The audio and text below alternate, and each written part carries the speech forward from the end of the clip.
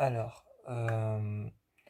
aujourd'hui, je vais parler d'un film d'horreur que j'avais regardé. C'est un film d'horreur que j'avais découvert il y a pas vraiment longtemps, mais c'est un film d'horreur que j'avais découvert il y a quelques années. Il y a quelques années, j'avais découvert le film The Other Side of the Door.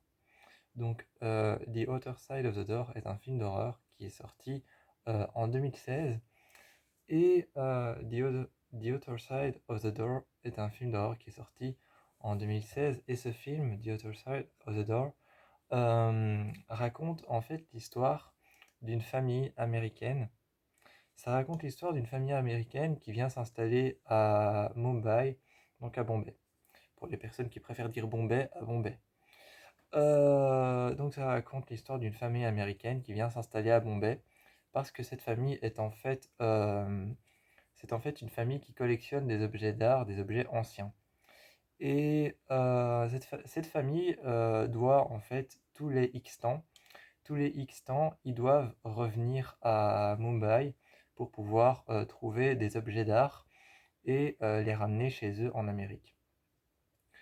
Et un jour où ils se retrouvent à Mumbai, en Inde, t'as le père qui est avec sa femme. Et tous les deux sont en train de parler de recherche d'objets d'art quand la femme dit qu'elle est enceinte d'un enfant. Et au tout début du film, tu as le père qui propose de venir s'installer ici. Et donc la famille s'installe en Inde, à Mumbai, mais quand ils s'installent en Inde, à Mumbai, leur plus jeune fils, Oliver, meurt malheureusement dans un accident de voiture. Il meurt dans un accident de voiture et son esprit est donc et son fils qui est mort est donc de l'autre côté, mais la jeune mère veut absolument reprendre contact avec son enfant et d'un on lui parle d'un endroit en Inde, dans la forêt d'Inde. On lui parle d'un endroit, une sorte de temple en Inde qui serait, qui serait apparemment la porte entre le monde des vivants et le monde des morts. Donc cette jeune femme qui veut reprendre contact avec son fils doit aller se présenter à ce temple, y déposer les cendres de son fils et ensuite elle pourra parler à son fils à l'intérieur, mais il n'y a qu'une seule règle à respecter, c'est que même si son fils lui supplie de le faire, elle ne doit pas ouvrir la porte. Donc il est interdit d'ouvrir la porte parce que le monde des morts et le monde des vivants est tellement infime et la porte entre le monde des vivants et la porte entre le monde des morts y est tellement infime qu'on dit qu'on peut y entendre les défuntes personnes qui sont mortes. Et donc la règle à respecter, c'est de ne pas ouvrir la porte, sinon on contrarie, on contrarie la porte des morts et la porte des vivants. Donc le monde des vivants et le monde des morts. Et dans le film, elle va donc à ce temple et disperse les cendres de son fils sur les marches du temple et rentre à l'intérieur et malheureusement, elle entend son fils qui supplie sa mère d'ouvrir la porte et elle ouvre la porte malheureusement. Sinon, il n'y aurait pas eu de film d'horreur. Donc, elle ouvre la porte et le film, je trouve personnellement que le film déjà démarre avec un super bon pitch. Je trouve que le film démarre avec une super bonne ambiance, un super bon pitch. Et on sait très bien que les Japonais, les Chinois, les Indiens, les Japonais et les Chinois des personnes qui sont vraiment super douées pour pouvoir déjà faire le mélange de genres. Les, vraiment, les Japonais, les Chinois et les Indiens en particulier sont super doués dans les films d'horreur pour mélanger les genres. Je prendrai exemple sur le film Le Dernier Train pour Busan, qui est l'un des films d'horreur qui est le plus grand mélange de genres au monde. Il y a vraiment dans le film Le Train pour Busan, il y a de la tristesse, il y a de la peur, il y a de l'incompréhension, il y a du thriller, du drame. C'est vraiment les Indiens, les Chinois et les Japonais sont vraiment tous les films japonais, chinois, indiens, les films qui viennent d'Inde particulièrement, de Chine ou du Japon, sont vraiment des films avec un mélange de genres très varié. Donc, The Other Side of the Door est un film qui démarre déjà avec une bonne thématique et avec un bon pitch très intéressant. On se retrouve donc face à cette jeune mère qui a perdu son fils Oliver et il va se passer beaucoup de choses. Déjà que l'Inde est un pays c'est un pays très croyant dans lequel le monde des esprits est omniprésent. Omniprésent, ça veut dire qu'il est là et en même temps il n'est pas là. Donc déjà que l'Inde, c'est un endroit, déjà que l'Inde, c'est un pays dans lequel le monde des esprits est omniprésent, ça démarre déjà avec un bon endroit, un bon pays, et c'est quelque chose de vraiment très cool. Donc, le film était vraiment déjà de base très attirant. Déjà de base, le film était vraiment très attirant, même si je ne connaissais pas le pitch. Même si je ne connaissais pas l'histoire, même si je ne connaissais pas le film en soi, le film était déjà très attirant parce il se passait en Inde. Et en Inde, on a des déesses, on a des dieux, on a des divinités, et toutes ces divinités, tous ces dieux et toutes ces déesses ont une histoire.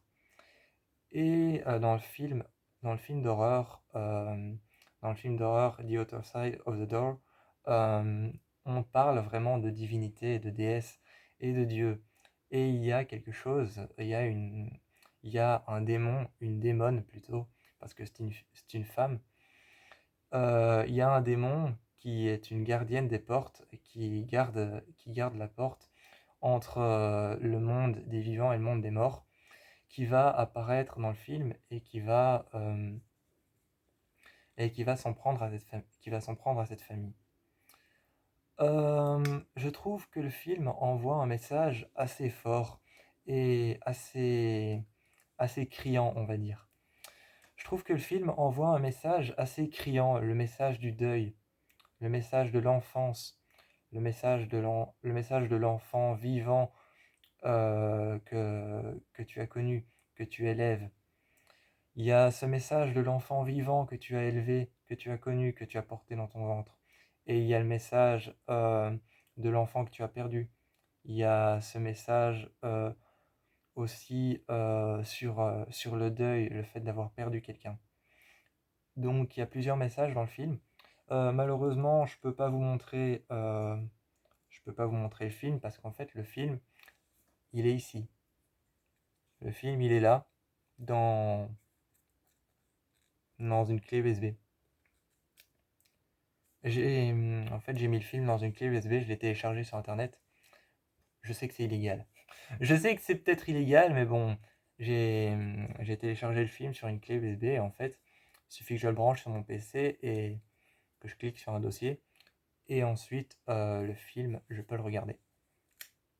J'ai fait ça avec d'autres films. Mais, euh, mais donc, je trouve que le film est très intéressant. Et je trouve que les make-up du film sont vraiment très intéressants surtout. Parce que l'Inde est un pays vraiment très... C'est un pays très varié, avec beaucoup de variations. L'Inde, c'est un pays avec beaucoup de variations. Il y a la variation des couleurs, la variation des genres et des types. Il y a cette variété de genres et de types, les hommes, les femmes, les différentes croyances, le monde des esprits, ceux qui croient au monde des esprits, ceux qui ne croient pas au monde des esprits. Il y a aussi la variété des... Je sais que je m'éloigne du sujet, mais pour vous montrer les variétés qu'il y a en Inde, il y a la variété des rituels qui sont utilisés en Inde.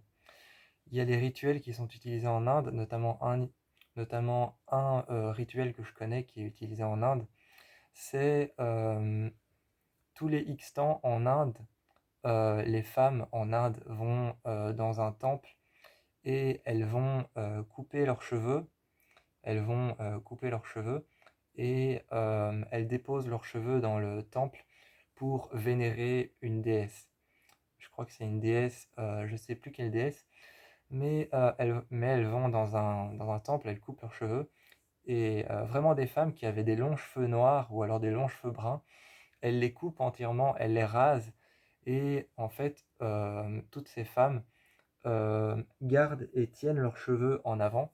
Toutes les femmes tiennent leurs cheveux soit sur le côté et en avant, et il y a une personne pour les accompagner avec un rasoir qui va venir raser leur crâne. Et en fait, c'est un rituel utilisé en Inde pour vénérer une déesse, une divinité, et on donne les cheveux en guise de remerciement, en guise de cadeau. Et ensuite, les cheveux sont récoltés, emmenés en Europe, et avec les cheveux qui ont été donnés par ces femmes indiennes, on en fait on en fait des perruques, et on en fait surtout des vraies perruques pour offrir ces perruques aux personnes qui ont des cancers et des maladies graves qui font perdre les cheveux. Donc, il y a beaucoup de variétés en Inde, et ce que j'aime bien dans le film, c'est que ils n'ont pas tout de suite apporté le démon comme un vrai démon. Ils n'ont pas tout de suite apporté le démon comme un vrai démon, ils ont apporté le démon plutôt de manière évolutive. Et c'est ça qui est intéressant, c'est d'apporter la chose de manière évolutive. De manière évolutive, apporter la chose comme ça, lentement, c'était bien. Et en fait, elle se présente dans un temple. Elle se présente dans le temple dans lequel la porte du monde des morts et des vivants y est véritablement infime. Et elle se présente là et parle à son fils. Et quand elle ouvre la porte, en fait, il y a un passage où elle ouvre la porte. Il y a ce passage où elle ouvre la porte. Et après ce passage-là, dans le film, il y a un cut. Ça coupe et ça passe à la scène suivante. Et à la scène suivante, dans une sorte de couloir, dans une sorte de couloir sombre dans lequel il doit sûrement y avoir un escalier qui mène quelque part, mais on ne sait pas où. C'est un couloir qui n'a pas été montré dans le film. Il est juste montré, en fait, pour montrer une statue avec une femme. C'est véritablement une femme.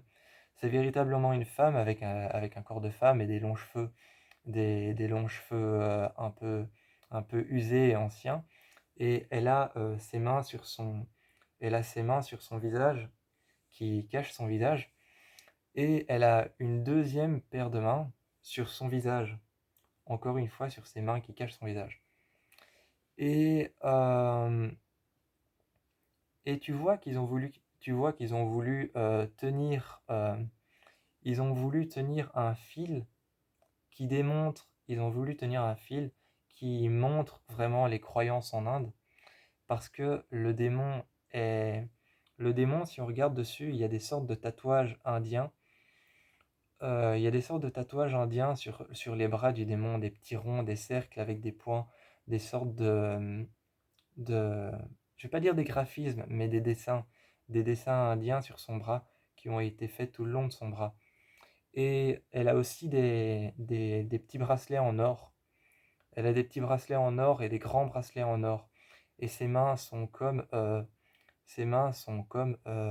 détachées de son corps, mais accrochées par une sorte de voile qu'il y a au-dessus. C'est, c'est vraiment tout est fait par rapport à l'Inde. Et c'est un film très indien que les personnes qui adorent l'Inde pourraient aimer s'ils aiment bien les films d'horreur. Certaines personnes qui aiment l'Inde pourraient aimer ce film, vraiment.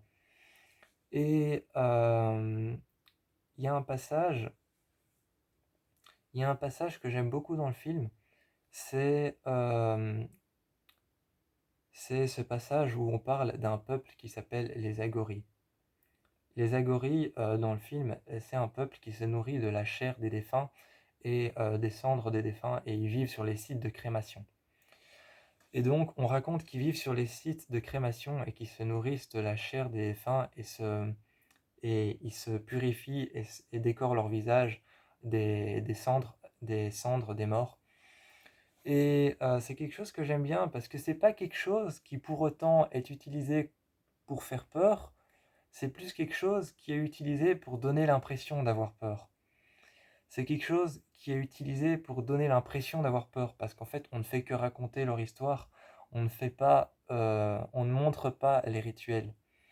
On montre pas les rituels, comment ils vivent sur les sites de crémation. On montre pas comment ils vivent sur les sites de crémation. On montre pas comment ils se couvrent avec la chair des défunts et avec les cendres des morts. On ne montre pas tout ça, mais on fait que raconter leur histoire. Alors c'est plutôt quelque chose d'effrayant parce qu'on ne sait pas. Donc on est dans l'incompréhension, mais on est plus vers le genre de, on est plus vers le genre de raconter quelque chose qui fait peur et de donner ensuite l'impression qu'on a peur, mais on n'a pas réellement peur. Et c'est ça qui est intéressant avec ça. Et il y a aussi un passage où la jeune mère, où la mère perd sa fille Lucie dans un restaurant. Et tu vois que le restaurant est filmé sur plusieurs plans différents. Le restaurant est filmé sur plusieurs plans différents. Il y a un plan direct sur la cuisine, il y a un plan sur les murs, et il y a un plan sur les personnes qui sont dans le restaurant. Il y a un grand plan, d'ailleurs les plans sont tous différents. Les plans sont tous différents. Le plan sur la cuisine, c'est un plan neutre et centré qui est filmé de manière tout petit. C'est un plan neutre et centré qui est filmé de manière toute petite. Et, euh, et le plan sur les personnes qui sont dans le restaurant, c'est un plan grand et vaste qui est filmé de manière très grande. Et ensuite, on a le plan sur leur table à eux, qui est filmé de manière recadrée à l'intérieur et un peu plus carrée. Et c'est intéressant parce que tu as t'as le plan sur leur table qui est un peu plus carré et un peu plus petit. Tu as le plan sur la cuisine, sur la nourriture qui est très petit, qui est vraiment, lui, vraiment très petit. Et tu as le plan sur tout le restaurant avec toutes les personnes qui sont dans le restaurant, qui est, lui, vraiment très vaste. Alors ça fait, quelque part, ça fait bouger tes yeux. Ça te permet un peu de bouger tes yeux, de, ça te permet de regarder un peu partout. Et quand tu regardes un peu partout, dans le petit plan de la cuisine, quand tu vois la nourriture, dedans, à l'intérieur, il y a des cafards et des blattes. C'est des insectes. Et donc, il y a des cafards et des blattes, c'est des insectes qui vivent dans l'obscurité et qui vivent dans l'obscurité, dans les murs, dans le bois et particulièrement dans l'humidité. Et donc, particulièrement dans les endroits humides où il y a de l'eau. Et donc, dans le petit plan renfermé de la cuisine, qui a été fait par la caméra, qui est de très proche, tu vois qu'il y a des cafards et des blattes. Il y a ensuite un plan tout aussi petit sur le mur avec juste une fissure et on entend une genre de respiration, des genres de murmures au travers de la fissure. Comme si ça venait de la fissure et dans la fissure, tu vois qu'il y a plein de cafards et plein de blattes qui sortent. Et ensuite, on revient sur la table, là où eux ils sont, là où il y a la mère et le père qui sont en train de discuter. Et tu vois qu'en fait, tous les plans qui se sont succédés, c'était la suite de la manière dont la femme avait regardé le restaurant. C'est la manière dont elle avait regardé le restaurant. Elle avait regardé de très proche la nourriture et elle avait vu qu'il y avait des blattes et des cafards. Ensuite, elle avait regardé toute la salle, mais de manière très vaste. Et donc, en fait, c'était le suivi de la manière dont elle avait regardé le restaurant. Et à chaque fois dans la bouffe, dans la nourriture, il y avait des blattes et des cafards. Sur la crevasse, il y avait des blattes et des cafards. Et elle avait cette impression sournoise et cette impression horrible qu'il y avait une voix qui sortait, une sorte de respiration qui sortait de la crevasse et de la fissure dans le mur. Et il y avait plein de cafards et plein de blattes qui en sortaient. Et tu vois qu'il y a un enfant qui a sa main sur une assiette qui est encore chaude. Tu vois qu'il y a un enfant il est un peu sale et un peu crade. Il est comme s'il n'était pas lavé depuis quelques jours. Et comme s'il n'était pas lavé depuis quelques jours, il a sa main dans une assiette sa main qui est couverte de nourriture. Et tu vois qu'il a encore une fois des cafards et des blattes. Et là, une nouvelle fois, le plan est agrandi et pris de manière très grande. Et c'est très intéressant de montrer le restaurant de manière horrible parce que ça donne une sensation, ça donne surtout que c'est des petits restaurants en fait. C'est des petits restaurants en Inde, des sortes de petits restaurants qui sont dans des petites rues commerciales. Et donc c'est un petit endroit et ça donne une impression de renfermement et en même temps une impression de peur et d'effroi et une impression d'incompréhension. Parce que tout ce que tu as vu, en fait, c'était la manière dont la femme a regardé le restaurant. Donc tu comprenais pas vraiment ce qu'elle cherchait. Et quand la fille disparaît, on se retrouve dans une sorte de bidonville. On se retrouve dans une sorte de bidonville, une ville abandonnée qui est couverte. C'est une ville abandonnée avec plein de maisons qui sont un peu délabrées et qui sont un peu en ruine. Et tu vois que les maisons n'ont pas de toit, mais que au-dessus de la maison, c'est pourtant un plan qui est très sombre. C'est un plan qui est très sombre, mais pourtant en même temps très éclairé parce que les maisons n'ont pas de toit. Et quand tu te retrouves à l'extérieur, là où elle cherche sa fille, tu vois qu'au-dessus, c'est pas un toit, mais que les maisons n'ont pas de toit et ont en fait des voiles de tissu juste au-dessus qui couvrent en fait les maisons qui n'ont pas de toit. Et donc c'est très éclairé par la lumière du soleil. Mais pour autant très sombre parce qu'en fait, pendant tout ce plan, t'es entre des murs. T'es entre des murs pendant tout ce plan et c'est un plan en continu. C'est comme dans le film Split. C'est comme dans le film Split, en fait, c'est un plan en continu et la caméra suit les acteurs en continu la caméra suit les acteurs en continu dans tout cet endroit et ils sont en train de ils sont en train de marcher très vite et de courir et de chercher leur fille et la caméra suit les acteurs et en fait sans jamais s'arrêter, sans jamais faire de cut, sans jamais faire pause, sans jamais couper, sans jamais faire cut, la caméra elle suit les acteurs et en fait tu vois que t'es entre des murs et c'est ça qui rend le truc très sombre parce que t'es entre des murs délabrés, des murs qui sont en train d'être délabrés, en décomposition. Donc, c'est ça qui rend l'endroit très sombre, c'est que tu es entre des murs qui sont un peu décomposés, qui sont un peu en train d'être détruits, en ruine, des murs en ruine. Et c'est ça qui donne un aspect sombre à la scène, mais très lumineux parce que les maisons n'ont pas de toit et qu'elles sont recouvertes par des voiles de tissu. Et à un moment, elle s'arrête et elle se tourne, et quand tu regardes, quand as vu la caméra qui a filmé juste au-dessus et qui a montré que les maisons n'avaient pas de toit et qu'elles étaient juste couvertes par des voiles de tissu, t'as l'actrice qui joue la mère qui s'arrête et qui regarde à l'intérieur d'une maison. Et tu vois qu'il y a tout un atelier avec des femmes qui sont en train de coudre, qui sont chacune en face, qui ont chacune leur petit local avec une machine à coudre et elles sont en train de coudre. Elles sont en train de coudre des grands voiles de tissu, des grandes robes de tissu indien. Et en fait, c'est une usine à tissu. C'est une usine à tissu et tu vois qu'elle se tourne vers ça juste quand la caméra a montré que les maisons n'avaient pas de toit et qu'elles avaient juste des voiles pour protéger les maisons. Et tu vois quand elle regarde à l'intérieur, c'est une usine avec des femmes qui sont en train de coudre des tissus indiens et de faire des grands voiles comme il y avait au-dessus des maisons. Et juste quand elle cherche sa fille et qu'elle pense l'avoir retrouvée, parce qu'il y a ce plan, il y a ce plan en continu qui fait pas de cut et qui fait pas d'arrêt et qui suit les acteurs à l'intérieur du couloir, des couloirs qui est à l'extérieur, à l'intérieur des murs, il y a ce plan en continu avec la caméra qui suit les acteurs et tu vois la petite fille Lucie avec sa robe jaune qui apparaît tout au bout du couloir puis qui disparaît parce qu'elle est en train de courir. Et tu vois sa mère qui la suit et puis quand elle arrive dans un autre couloir, tout au bout du couloir, elle disparaît et elle redisparaît encore une fois mais tu la vois qu'un petit peu.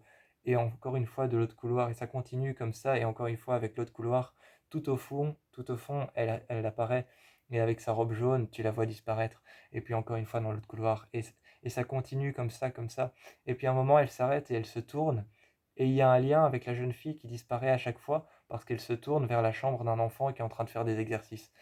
Et je trouve ça très intéressant. Le film est entièrement tourné comme ça, avec des liens avec les scènes. T'as l'impression que les scènes se suivent en fait. T'as l'impression que les scènes se suivent. Juste au moment, par exemple, où on a parlé du temple et où on lui a dit de ne pas ouvrir la porte, tout va bien encore dans le film. Et il y a un plan sur l'intérieur de la maison qui est une maison complètement ouverte. La maison, c'est une maison complètement ouverte et il y a une sorte de grande cour à l'intérieur. Et tu vois la femme qui est exactement dans la même position que moi je suis. Il y a la femme qui est exactement dans la même position que moi je suis. Et elle met ses mains sur son crâne et elle fait comme ça. Elle fait vraiment comme ça, elle réfléchit, elle se met par terre en position du lotus, donc exactement la position dans laquelle je suis. Et elle met ses mains sur son crâne et elle fait comme ça et se met vraiment en boule, en la position d'un œuf. Et elle se met dans la position de l'œuf, la position fétale au milieu du couloir. Et elle renferme sa tête à l'intérieur de ses jambes et renferme ses bras autour d'elle, vraiment comme ça. Et elle met ses bras sur sa tête. Et juste à ce moment-là, tu vois que sa position montre qu'il y a quelque chose qui ne va pas. Mais pendant le film, à ce moment-là, tout se passe encore bien. Mais la position qu'elle a montre qu'il y a quelque chose qui ne va pas. Et dans la grande cour, euh, dans la grande cour de la maison qui est complètement ouverte, tu as quelques feuilles qui sont en train de tomber et des feuilles qui sont encore vivantes qui tombent et qui se décrochent de l'arbre parce qu'il y a un grand arbre dans la cour et tu as les feuilles de l'arbre qui tombent et tu as deux, trois feuilles qui tombent par terre et quand elles touchent le sol, elles commencent à périr et à se recroqueviller sur elles-mêmes. Et ça fait un lien avec la position qu'avait la jeune femme. Elle était recroquevillée sur elle-même avec sa tête entre ses jambes et ses mains qui étaient comme ça juste au-dessus de sa tête. Et ça fait un lien encore une fois. Et puis il y a la même scène où elle se réveille pendant la nuit et tout va encore bien pendant le film. Tout va encore bien dans le film, elle se réveille la nuit et t'as le chien qui aboie et puis elle va se recoucher. Tout va toujours bien, il y a encore rien qui s'est passé, rien de maléfique. Et t'as le chien qui est dans l'entrée de la maison qui est complètement ouverte, dans la cour de la maison, et il est en train de regarder vers le haut, et il fait des petits gémissements comme un chien qui ressent le danger. Et ça fait encore un lien avec la scène suivante. Et le film, à chaque fois, fait un lien avec la scène qui est arrivée, et dans la scène suivante, fait un lien avec la scène qui est arrivée. Et à chaque fois, ça se suit de lien en lien, et c'est vraiment un bon film d'horreur. C'est vraiment un bon film d'horreur parce qu'il se suit de lien en lien et montre à chaque fois quelque chose, un petit aspect de la scène qu'on n'a pas vu dans la scène précédente. Dans la scène précédente, dans la scène suivante, il montre un petit aspect qu'on n'a pas vu dans la scène précédente. Et chaque fois, c'est quelque chose de très intéressant, je trouve. Et donc, euh, et donc c'est quelque chose de très. C'est en même temps, je dirais, un film qui fait très peur, mais en même temps un film qui est très paisible. C'est un film qui est très paisible, très calme, très agréable à regarder. C'est un film paisible et calme. Il est très agréable à regarder, mais en même temps, il fait très peur. En même temps, il est vraiment très concentré sur les croyances de l'Inde et sur la manière d'interpréter l'Inde, qu'il est très calme et intéressant à regarder, mais qui fait très peur. Et ce film a été réalisé par le réalisateur de Piranha 3D et de La colline à des yeux, qui est un film d'horreur que je ne supporte pas. Je ne supporte pas parce qu'il est trop violent. Donc c'est un film vraiment très agréable à regarder, je le conseille à tout le monde, vraiment. Je le conseille à tout le monde, ce film.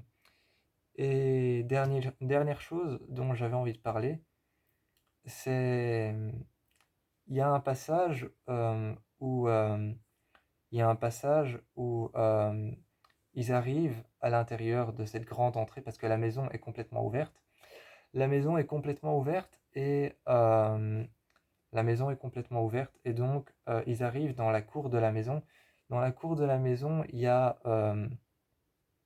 un bassin et dans le bassin, tu vois un moment tous les poissons des carpe-koi. Il y a des carpe-koi, encore une fois, les carpe-koi, c'est des poissons qui sont vénérés en Inde et en Chine. C'est des poissons qui sont vénérés en Chine, en Inde, au Japon, mais surtout dans les pays asiatiques. Les carpe-koi, c'est des poissons qui sont vénérés et qui ont une croyance particulière. Et en fait, tu vois qu'ils sont tous morts. Et il y a un paysan qui arrive et qui vient voir la maison et qui vient prévenir Peggy, qui est en fait, Peggy, c'est celle qui, c'est la gardienne de la maison, c'est la femme à tout faire. Donc c'est la servante en fait. C'est la servante, c'est la femme à tout faire de la maison. Elle s'appelle Peggy et elle est prévenue par un paysan d'à côté, de la maison d'à côté, qui dit dans votre jardin, les carpecoilles sont mortes et la verdure aussi, tout est mort. Et quand tu arrives dans le jardin, tout est mort. Et elle regarde et deux scènes plus tard, il y a les oiseaux de la jeune fille qu'on n'avait jamais vus pendant le film qui sont morts et elles vont à une sorte de bassin pour pouvoir enterrer les oiseaux. Et encore une fois, ça fait référence aux croyances de l'Inde parce que Peggy est un personnage du film qui est vraiment très concentré et très concentré et très à cheval sur les croyances de l'Inde. À un moment, elle raconte qu'elle a perdu sa fille et tu la vois deux scènes après dans une sorte de petit sanctuaire à elle, dans un petit endroit, dans une petite pièce, une sorte de petit placard, un petit endroit à elle. Tu la vois dans cet endroit, un petit endroit à elle, une sorte de petit placard qu'elle a fait elle-même, et à l'intérieur duquel il y a une photo de sa fille et des figurines de divinités, des figurines de déesses et des figurines de dieux un peu partout, avec un bâton d'encens et avec des fleurs. Notamment, je pense que j'ai vu une fleur de lotus dans ce petit endroit. Et elle est là, elle est en train de prier, et elle prie devant sa fille qui est morte, devant la photo de sa fille qui est morte. Et donc, c'est vraiment un personnage qui est très à cheval et très centré sur les croyances et les religions. Et, donc, le passage où elle est morte, à un moment, tu as la jeune fille qui prend le corps de ces deux oiseaux qui sont morts et qui les met dans une boîte et qui dit à sa mère, demain, est-ce qu'on pourra aller enterrer les oiseaux dans la mer? T'as sa mère qui lui dit, oui, bien sûr, et t'as sa fille qui dit, Peggy, elle m'a dit que quand quelqu'un est mort, il faut aller l'enterrer dans la mer. Donc encore une fois, la jeune fille raconte que Peggy a dit que quand quelqu'un est mort ou quand un animal est mort, il faut aller l'enterrer dans la mer. C'est encore une fois une croyance de l'Inde. Et, et elles y vont et il y a quelque chose que j'aime bien, c'est que je ne sais pas si c'est une référence encore une fois à une croyance de l'Inde, mais il y a quelque chose que j'aime bien, c'est qu'elles vont enterrer toutes les deux euh, les, elles vont mettre le corps des deux oiseaux dans la mer. Et t'as la jeune fille qui a une boîte à chaussures avec les deux oiseaux à l'intérieur et elle dit au revoir Chill, au revoir Bill, parce que Chill et Bill c'était le nom de ces deux oiseaux. Et elle les met dans la mer. Et en fait, c'est un grand bassin dans lequel tu vois des personnes qui sont à deux et il y a une personne qui tient l'autre personne par les épaules et qui la plonge dans l'eau. Et tu vois une personne qui se met aussi jusqu'à ne plus dépasser de l'eau. Elle se met entièrement sous l'eau et se relève, et puis se remet encore une fois sous l'eau, et puis se relève. Et en fait, c'est ce qu'on appelle un bassin de... C'est ce qu'on appelle en Inde un bassin divin qui sert en fait à purifier. C'est un bassin de baptême. Et en fait, en Inde, il y a ce qu'on appelle un bassin de baptême, un bassin de purification. Et en fait, tous les X-temps, les Indiens vont à ce bassin qui est tout près du port et qui est un endroit dans lequel ils vont faire une sorte de baptême et se purifient en se mettant sous l'eau pendant un temps et ensuite en se redressant. Et ils sortent et ils vont se purifier, c'est une sorte de baptême. Et c'est là qu'ils ont été enterrés les deux oiseaux. Et je trouvais ça intéressant. Dernière chose que j'ai à dire sur le film, à la fin, il y a une sorte d'exorcisme. À la fin, il y a une sorte d'exorcisme sur la jeune fille quand l'esprit d'Oliver a pris possession de Lucie, la jeune fille. Eh bien, il y a une sorte d'exorcisme. Et tout à la fin du film, t'as la mère qui se retrouve une nouvelle fois en face du temple avec une autre personne de la famille qui est de l'autre côté de la porte. Et donc le film recommence en boucle en fait. Et je trouve ça intéressant d'avoir fait recommencer le film en boucle et d'avoir fait en sorte que la fin, elle meurt, elle se sacrifie pour sa fille et pour son fils d'ailleurs. Son fils qui a possédé sa fille. Elle se sacrifie pour sa fille qui était censée mourir et pour son fils qui est déjà mort. Et elle se retrouve en face du temple. Et il y a une autre personne de la famille qui est derrière le temple, donc le film recommence. Et j'aime bien quand elle brûle toutes les affaires de son fils, parce qu'on lui demande à un moment donné, on lui dit que son fils Oliver n'est plus son fils, que ce n'est plus Oliver à présent. À présent, Oliver, c'est le diable et que c'est un esprit qui est putrifié. Et elle pensait qu'en ouvrant la porte, Oliver allait pouvoir revenir dans cette vie comme il l'était avant, sauf que non. À présent, son esprit commence à se putrifier et Oliver est le diable. On lui demande alors de brûler toutes ses affaires et toutes les affaires qui peuvent le relier à ce monde. Et quand elle brûle ses affaires, il y a une petite peluche qui s'appelle Cal. Il y a une petite peluche qui s'appelle Cal, donc K-A-2-L. Et cette peluche, c'est un tigre. Et en fait, quand la caméra filme toutes les affaires de Oliver qui sont brûlées, il y a la caméra qui filme de très proche le visage de la peluche de Kaal, qui est un tigre. Et avec les flammes qui sont en train de brûler le visage de Kaal, ça fait comme quelque chose de divin, un peu comme les dieux, les déesses, qui sont souvent représentés dans des flammes, euh, comme les, comme les dragons japonais, comme les grands dragons japonais qui sont des dragons serpents. Un peu la même chose, des visages comme ça. Et ça fait quelque chose de très indien. Ça fait quelque chose de très indien avec le tigre, le visage du tigre qui est en train de brûler et les flammes qui passent juste devant son œil. Ça fait quelque chose de très indien. Donc, sur ces dernières paroles, moi je vous encourage à aller voir le film Other Side of the Door. Je vous encourage à aller voir le film Alter Side of the Door. C'est un film d'horreur génial, il dure 1h36, je crois. Et je vous fais plein de bisous.